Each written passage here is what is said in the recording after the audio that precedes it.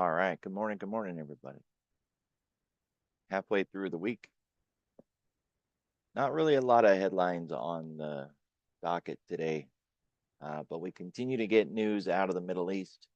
There was a subtle hint that Boeing will be getting some data today, so keep your eye out for an announcement on Boeing. If you don't like the way Boeing looks, look at one of its peers, right? Because if Boeing gets some attention, then it's likely that its peers will as well. So it's another way to play it. And you can also look at any ETFs that may have Boeing in it as a way to grab a hold of it without getting into it directly. Mostly flat, NASDAQ up half, and Japan down more than a quarter, not close to half, but it's a gambit between those, with most things not up or down even 0.5% this morning. Sitting in this purgatory, sitting in the middle of nowhere, waiting on something. You can see through the first part of the day, we've got Fed speakers. It's Wednesday, so we're going to get crude oil inventories. After the market tonight, we've got more Fed speakers, but that won't be an issue. Overnight, we're going to get data out of Japan with foreign bond investment. But really, the day will be done after we get through lunch. So anything that could move the market after that would be shock and awe headlines that we can't see coming. Comments made that we can't anticipate.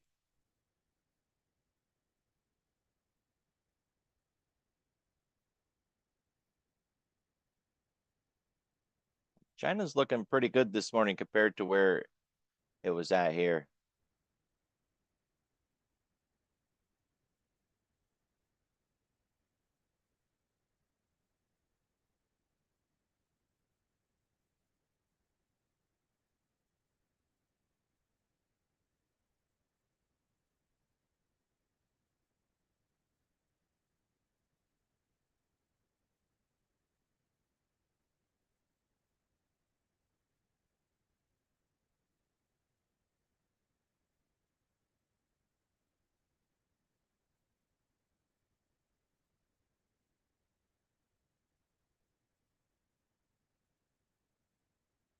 Overnight volume at 78. It's well within the norm. It's way off of what we have been getting recently. So maybe we're going back into a more normalized state. That'd be nice, right? Get back to how things used to be. We're still well above zero gamma and the volatility trigger. Call wall still at 60.20.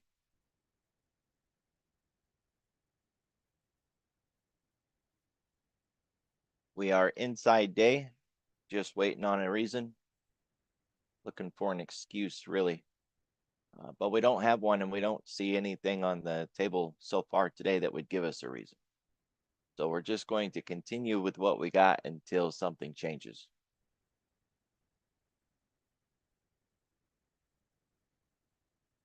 A lot of headlines about how we've made it back to where we were in February. Of course, to make it back, to all-time highs, we've still got a ways to go. That was basically 62, and we're pretty close to 59. So, we still have some work to do. And when you look at it on a weekly, we've put in a lot of work since this 4.7 low. And the candle so far this week is already pretty stretched. We can get more. We can see these other candles, they were much bigger. And in a bear market, up moves are really common. Some of the biggest bullish moves we've ever had in history happened during bear market conditions. We're not in bear market conditions anymore with this move back up. Markets are defined as being in a, quote, bear market, or indexes are defined as being in a bear market when you get more than 20% off the high. Some will say we're in a correction if you are more than 10% off of the high, right? So first you get a correction, then you slip into bear market conditions. We're so far from that at this point, having run back up. And there's a lot of structure that we've now put in underneath this that says to go back to this low, which technically is possible, is not likely, not very swiftly, because we would have to break through all of the structure that we've put into place now below us.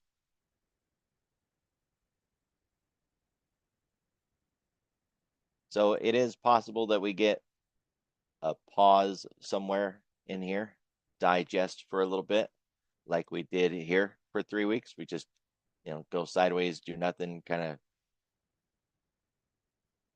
get our bearings. We could get some sideways behavior like that.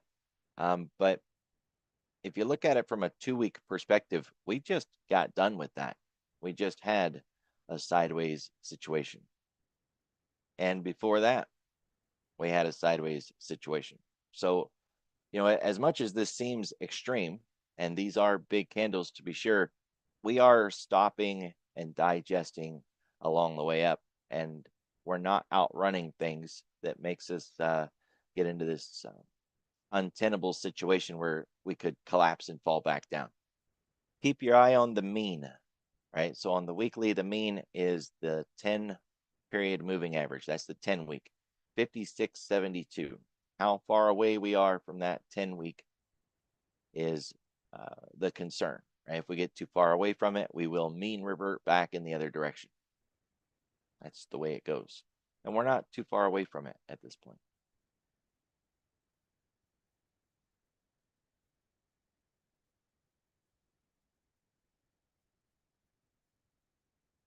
We're up 0.25%, so we're closer to the upper edge than the lower edge.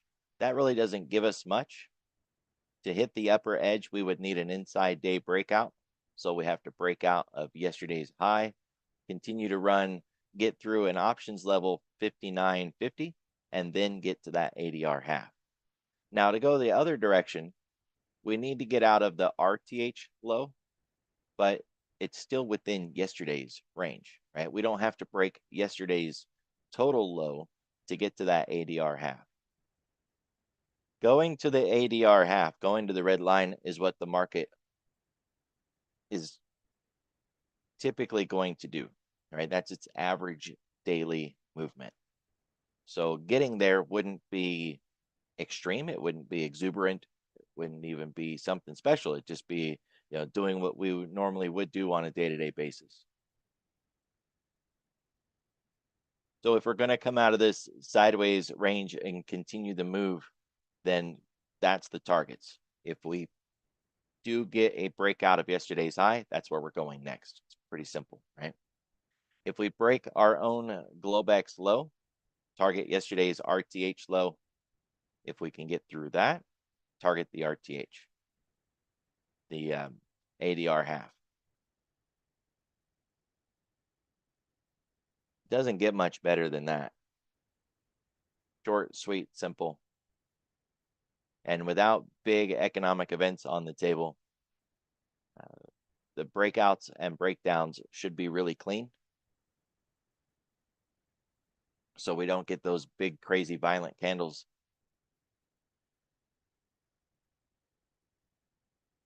This is day 3 of a missed daily pivot, although it doesn't count yet, right? It would count tomorrow.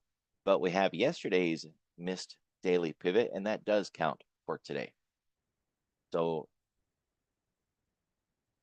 it continues. We are getting a bit far away from the weekly pivot. The concern is if we get too far away from this, we will flip back the other direction. I've tried to quantify over the years how far is too far when it comes to these weekly pivots.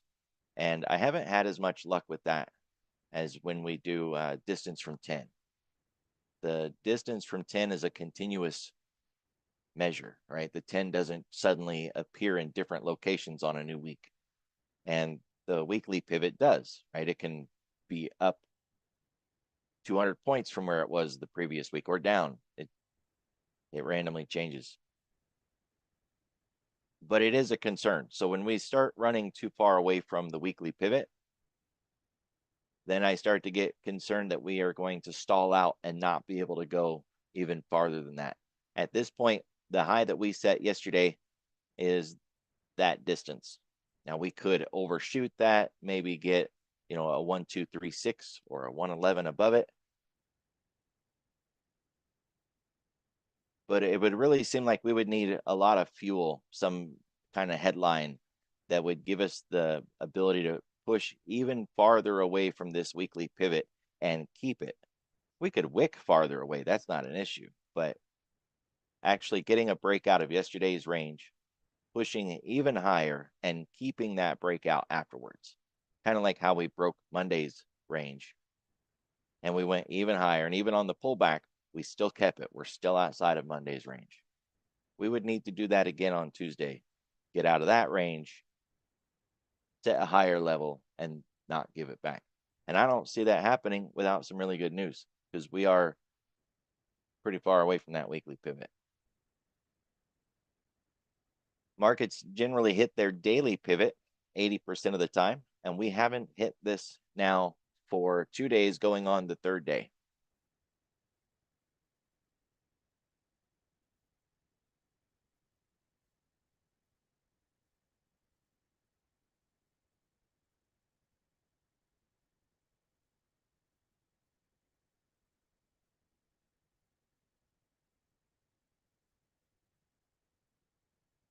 We got a double distribution week. It looks like a B, but in the profiles, the way they teach it is you have a D and you can have a second D. And so while it may look like a B, it's really not, right? It's just two Ds. With the lower D having the point of control. So if we keep structure, it looks like 5911 is going to be the new point of control. We would have to go back down to that level to make that happen, but it would fit into the digestion, and you can see pretty clearly on this time frame the control and what we need to get out of. So if you want to get anywhere on the week beyond where we already are, GTFO that box. That's simple enough, right? If we break out of that box to the downside, it's shallow. We go back to the previous point of control, 58.50. If we break out of that box to the upside, we could take this entire expansion, set it to the upside. I would start with a 111 and a 123, but you could also do 50% and then 100% of that measured move. We just need to get out of the box.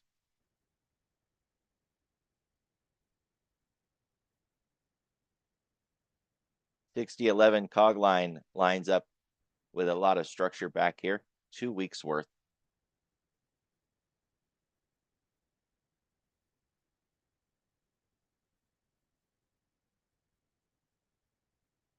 Gotta love those cog lines.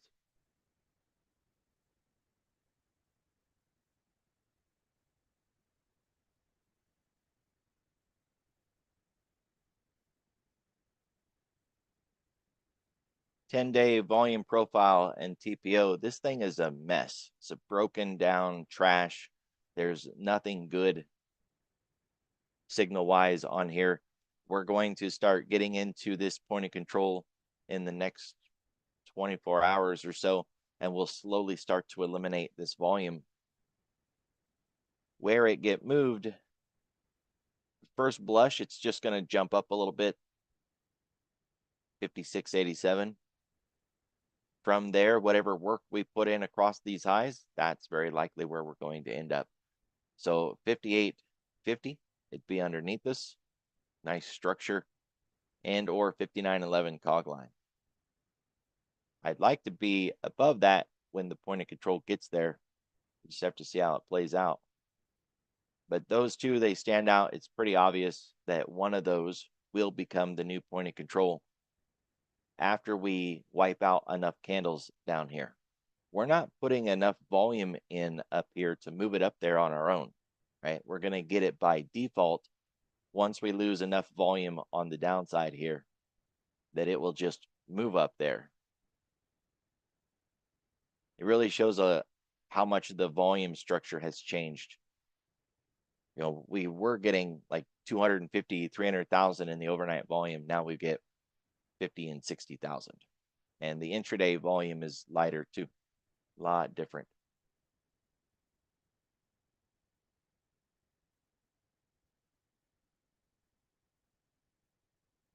We had a VPOC going last night till we popped up and hit it.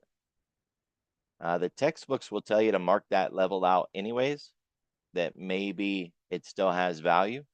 I've got enough pivots, so I don't mark it unless it's an MDP like these. But if you want more pivots on the day, you can go ahead and mark it, keep track of yesterday's point of control. If we go through that zone, it's very likely you'll see a response out of the market. That is kind of an ugly but classic P-shape profile from yesterday.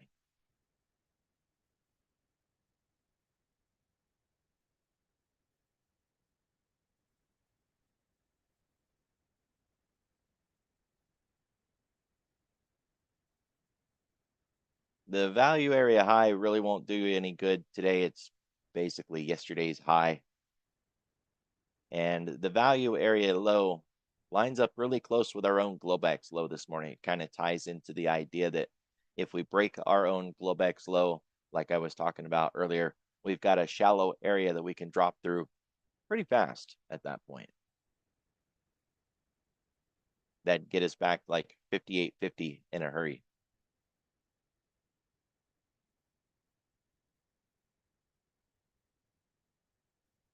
Distance from 10.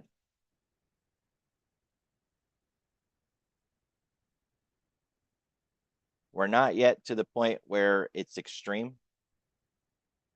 but we do have to be concerned with where we are right now, how far away from the 10 we are. On the 10 week, you can see that we've been farther away than this. During the bear market, we had a run in July. And during the COVID recovery back in 2020, when things were just crazy extreme to the upside, we outran the 10 there and set levels we'd never seen before, right, to the upside. At least I'd never seen before. So obviously, we're not going to match those COVID levels. But if we look at the exuberant run we had in 2022, that got us more than 5.25. It's another 1% higher than where we are right now, but it's extreme. And the resulting flip back the other direction was violent.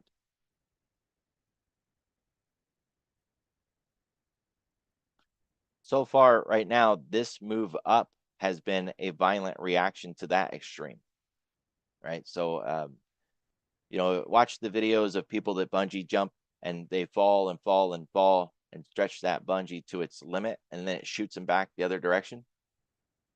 Well, this is the shooting back in the other direction from that extreme right there. So everything is still trying to stabilize from that. We are about as far to the upside on the weekly as we want to see. We can go a little bit higher, but we don't want to see 5%. So 4.5, maybe a little overshoot of 4.5, and that's it. This is telling us that we've pretty much made what we're going to make on the week. And if we make any more than that, we're starting to get into extremes that can cause a reversal.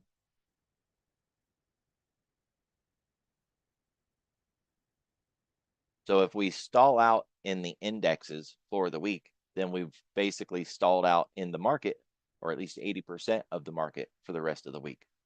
You can find pockets of bullishness. Not everything will stall, but we've had a pretty significant rotation growth in value. We could see growth pause now and let value get caught up, because growth and value doesn't mean value is going down while growth is rising, just that growth is rising faster than value. if we're going to take a pause over the next 2.5 days, then the idea would be that growth pauses and value gets caught up. Looking at the daily, we're around 3%, but we are on the fade back. We were higher than that just a few days ago. We're drifting back down. And we've been higher than that before. So we're not at extremes, but it's pretty high, right? We don't want to have to go all the way back to COVID levels just to be able to say that we've got examples where we've been higher than that. So we were reaching levels that we don't want to see reached. We're pulling back now. If we can do this with organization and structure without extremes and big violent candles, right? Like, I know that doesn't seem like much when I zoom in on it, but that was a big move in 4 days. We don't want those kind of moves, right? So a nice pause, little digestion, maybe a bit of a pullback, but something with structure behind it. Kind of what we're looking for, right? That'll give us time to heal, to get our correction through time rather than price, and not give it all back. At this point, it doesn't look like we're going to close inside the weekly range, but the week's not over. We haven't been closing in this range, so there's no expectation that we're actually going to do it this week. But that is where we were supposed to close on the week.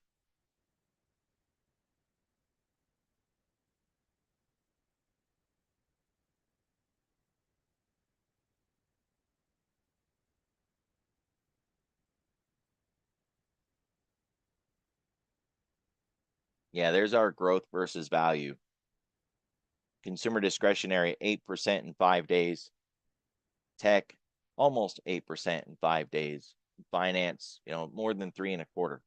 And look at the other side of all of this, the value side, down 1.25, down 2.5, down 2.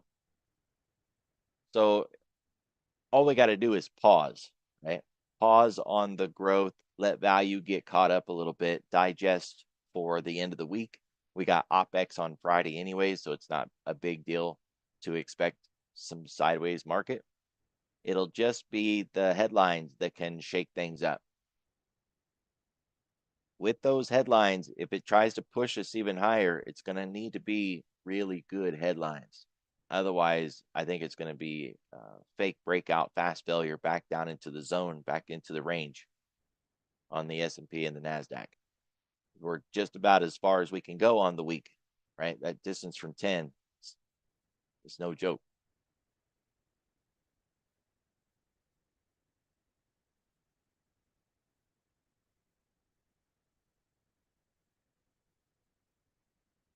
So China's up this morning the most, with semis behind that, and then the Mag 7, and then China again. All of these across the top, it's all China or Mag 7 or chips. That's it on all of that. Then tech, and then the NASDAQ's basically tech again. But the NASDAQ's not up at that 0.5%. That's our benchmark line in the sand, 0.5%. It's all China, tech, Mag 7.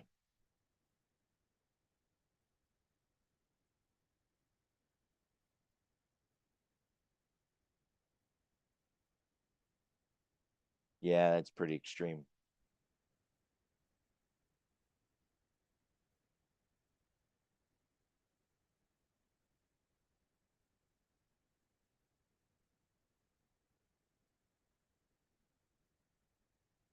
And looking at what's down this morning,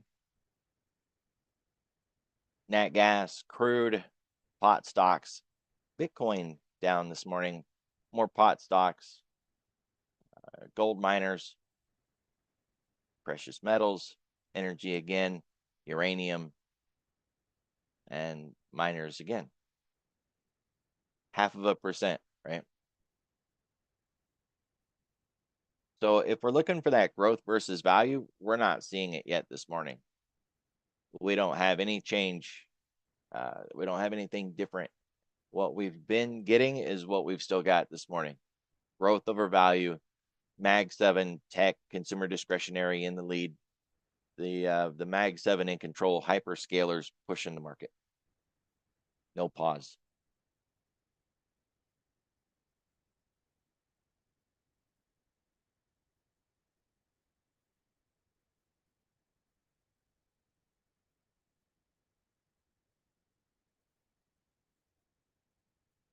All right, so simple enough. Got a pretty easy day.